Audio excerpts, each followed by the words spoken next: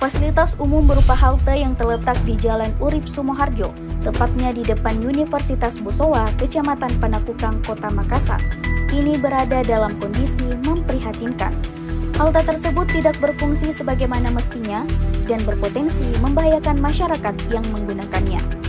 Pantauan di lokasi menunjukkan bahwa lantai halte telah hilang, menyisakan hanya kerangka besi yang berdiri tanpa pijakan yang aman. Di bagian bawah halte terlihat tumpukan sampah yang berserakan, menambah kesan kumuh dan tidak terawat. Tidak hanya lantainya, tangga halte pun sudah rusak sehingga membuat masyarakat harus ekstra hati-hati ketika berada di sekitar area tersebut. Ahmad, salah seorang warga lokal yang berdomisili tak jauh dari halte, menyampaikan keprihatinannya. Seharusnya fasilitas umum ini bisa berfungsi dengan baik, tapi nyatanya dapat kita saksikan bersama. Seperti ini kondisinya, tidak bisa digunakan. Ada komponen-komponen yang seharusnya ada, yang bisa kita tempati sebagai fasilitas umum.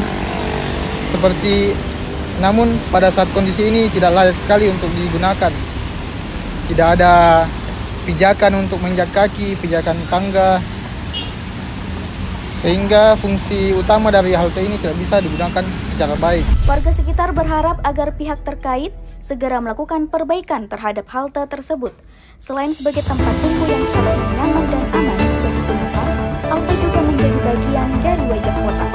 Beberapa warga bahkan terlihat harus berjalan dengan langkah hati-hati di sekitar area halte agar tidak terpeleset atau terjatuh. Tim Liputan Harian Fajar melaporkan.